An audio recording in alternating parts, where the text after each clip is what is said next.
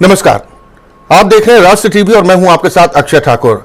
आज हम बात करने जा रहे हैं कांग्रेस अध्यक्ष मल्लिकार्जुन खड़गे की, जिनके प्रधानमंत्री नरेंद्र मोदी पर दिए गए विवादित बयान से सियासी हंगामा खड़ा हो चुका है। कांग्रेस अध्यक्ष मल्लिकार्जुन खड़गे पर आरोप है कि उन्होंने प्रधानमंत्री नरेंद्र मोदी को आतंकवादी कह दिया। बयान सामने आते ही सियासी भूचाल आ चुका है। बीजेपी ने इसे प्रधानमंत्री पद का अपमान बताते हुए भारतीय चुनाव आयोग में कांग्रेस अध्यक्ष के खिलाफ शिकायत दर्ज कराते हुए कार्रवाई की मांग की है।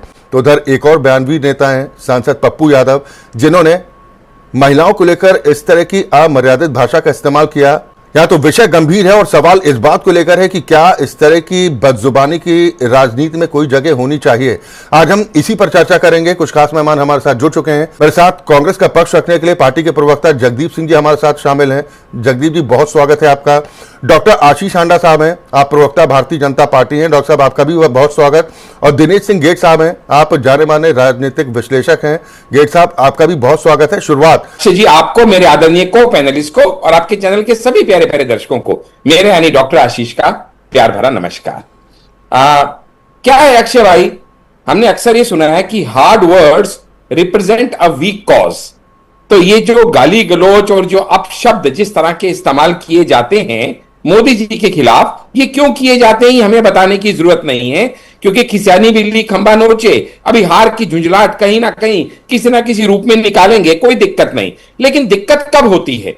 दिक्कत तब होती है जब कांग्रेस का चरित्र लोगों के सामने आता है कि इतनी पुरानी पार्टी जब टेररिस्ट को अपना मानना शुरू कर दे और अपनों को टेररिस्ट मानना शुरू कर दे, तो वहां पे उनकी सोच जो है, उनकी मानसिकता जो है वो दर्शाती है। जहां पे वो अफसर को अफसर जी कहना शुरू कर दे, आधी रात को सुप्रीम कोर्ट टेररिस्ट के लिए खुलवाना शुरू कर दे, सोनिया गांधी के आंसू ना रुके बाटला एनकाउंटर के बाद, भटके हुए नौजवान कहें आतंकवादियों को और भारत तेरे टुकड़े कहने वालों के साथ खड़े हों, और वहीं पे फिर चाहे मोदी जी हो, चाहे आर्मी हो, चाहे सुप्रीम कोर्ट हो, चाहे इलेक्शन कमीशन हो, चाहे ऑपरेशन सिंदूर का मामला हो, कहीं पे भी अपने देश का साथ ना देना और ट्रंप के आदेश पे डेमोक्रेसी खतरे में है और इकोनॉमी मर चुकी है जैसे बयानों का समर्थन करना, ये समझ में आता है। क्योंकि क्या है ना, कांग्रेस की मानसिकता ही शायद ऐसी हो गई है कि ये बात खड़गे जी जानते हैं कि अपनी गद्दी बचाने के लिए मोदी को जो देगा गाली, उसको गांधी परिवार से मिलेगी ताली।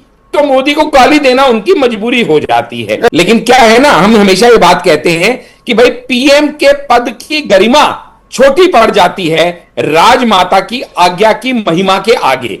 अब पद की गरिमा का भी अगर ध्यान नहीं रखेंगे, वैसे तो हर व्यक्ति आदरणीय है, हर व्यक्ति सम्माननीय है, लेकिन जब आप देश के चुने हुए प्रधानमंत्री, जिसको 140 करोड़ लोगों ने अपने जनमत से चुना, जब आप उसको इस तरह के शब्दों से संबोधित करते हैं, तो आप वो पीएम का अपमान नहीं करते, आप वो 140 करोड़ लोगों के फैसले का अपमान करते हैं। कम से कम इसका ध्यान होना चाहिए। और उसकी बड़ी बात देखिएगा, जो चीज खुद मल्लिकार्जुन खड़गे ने नहीं कही कि ये स्लिप ऑफ टंग है, वो यहां पे हमारे कांग्रेस के प्रवक्ता कहने का प्रयास कर रहे हैं, हम सबको आपको समझाने का प्रयास कर रहे हैं। डॉक्टर आशीष, इस देश ने वो बयान भी देखे हैं जब देश की राष्ट्रपति पद पर बैठी महिला को राष्ट्रपत्नी तक कह दिया जाता है। इस तरह का फ्रस्ट्रेशन और फिर कहते हैं कि हम महिला सम्मान की बात करते हैं। जी अक्षय जी, मैं थोड़ा सा पहले यहां पे अपने मित्र जगदीप जी को करेक्ट करने का प्रयास करूंगा। मुझे उम्मीद है बड़ा मुश्किल है, क्योंकि आप बार बार उनसे यही सवाल करने का प्रयास कर रहे हैं। मैंने भी बीच में एक बार इंटरजेक्ट किया कि भाई वो खुद जो एग्जाम्पल दे रहे हैं, स्लिप ऑफ टंग क्या है और स्लिप ऑफ टंग क्या नहीं है, दोनों में अंतर। अगर ये स्लिप ऑफ टंग होता तो मल्लिकार्जुन खड़गे को जैसे ही किसी रिपोर्टर ने ये स्टेटमेंट देने के बाद इंटरप्ट किया, वो एकदम से छूटते कहते ओ मुझे मेरे शब्दों पे खेद है, गलती से ऐसा निकल गया, मेरा अभिप्राय ये नहीं ये था। मगर उन्होंने कोई खेद व्यक्त नहीं किया, हम सबने देखा। बात नंबर एक, तो ये स्लिप ऑफ टंग नहीं है।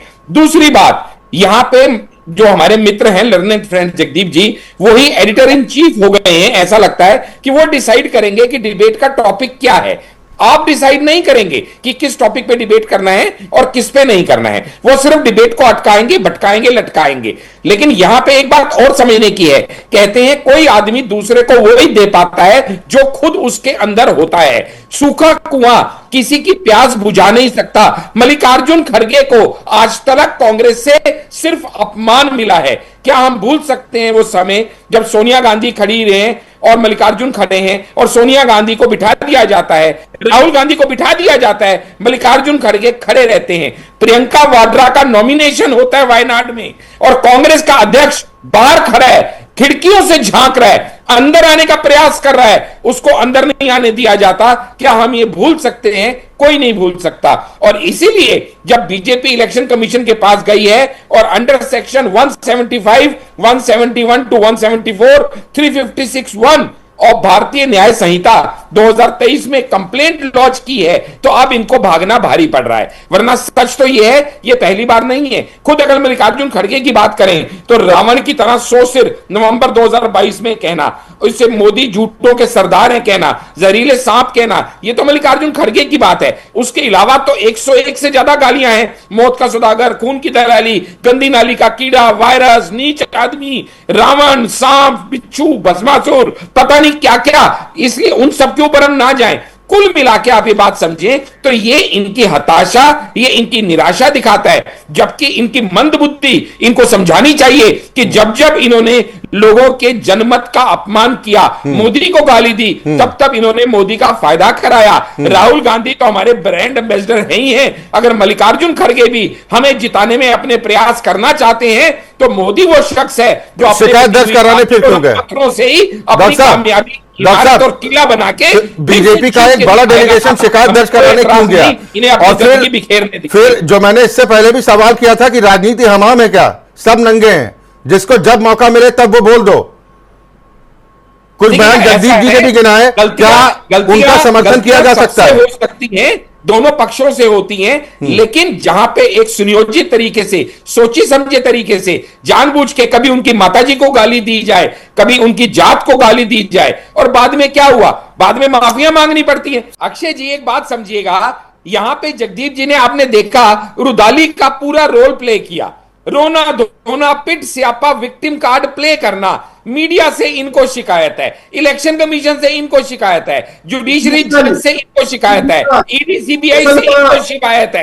देखो बोलना शुरू हो गए। अब अक्षय जी इनको चुप कराना आपका दायित्व है। आप अपनी बात पूरी कीजिए।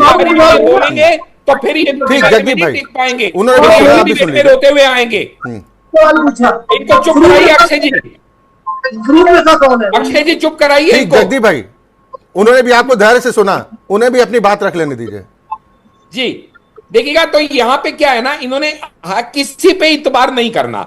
यहां तक कि आप यह हद देखिएगा इनकी नासमझी की कि डिबेट का टॉपिक भी ये डिसाइड करना चाहते हैं। इनका तो एक ही खाता है भैया, ना खाता ना भाई, जो कांग्रेस का गांधी परिवार का है वही सही। इनको हर गलत को डिफेंड करना है। चलिए इनकी मजबूरी है, जैसे ऑलरेडी दिनेश जी ने कह दिया। लेकिन यहां पे यह भी तो समझना पड़ेगा दर्शकों को कि आखिर ये खींच है क्यों? खींच इसलिए है कि जहां नेहरू को 2 इंटरनेशनल अवार्ड मिले 17 साल में as prime minister, Indira Gandhi को 2 अवार्ड मिले 16 साल as prime minister, Rajiv Gandhi को 0 अवार्ड मिला international 5 years as prime minister, Manmohan Singh को 2 अवार्ड मिले in 10 years of being prime minister, वहीं मोदी जी को 29 इंटरनेशनल अवार्ड मिल चुके हैं। लेकिन चिराग पहले अंधेरा मेरी बारी में आप क्यों कूदने लगते हैं? आप तो बताइए ना, आपके इंडिया अलायंस के ही है ना पप्पू यादव, आपके इंडिया अलायंस का नेता है पप्पू यादव, राहुल गांधी के खास पप्पू यादव को राहुल गांधी का खास माना जाता है। वो किस तरह के शब्द बोलता है? पप्पू यादव की बात सुनी आपने कल की, जो महिला नेताओं के लिए पप्पू यादव ने अब शब्द कहे, लोग महिलाओं के साथ व्यवहार करेंगे, उतना जवाब दो। पप्पू यादव ने जो बोला उसको आप सपोर्ट करेगा। अक्षय डिबेट चलेगी क्या? सर ये दुर्भाग्य है देश का, ये दुर्भाग्य देश का है। फिर तो लोग ये कहते हैं कि भगवान बचे ऐसे नेताओं से जो इस तरह की शब्दावली का इस्तेमाल करता हो, वो रामू हो, श्यामू हो, अप्पू हो, पप्पू हो, कोई भी हो, अगर इस तरह की भाषा का इस्तेमाल करता है तो लोग तो ये कहेंगे ना कि भगवान बचाए। ऐसे नेताओं से जो इस तरह की भाषा का इस्तेमाल करते कोई हैं। नहीं है, लेकिन पप्पू यादव इंडिया अलायंस के एमपी हैं और इंडिया अलायंस के लीडर ऑफ ऑपोजिशन कांग्रेस के इनके खुद के राहुल गांधी नेता हैं।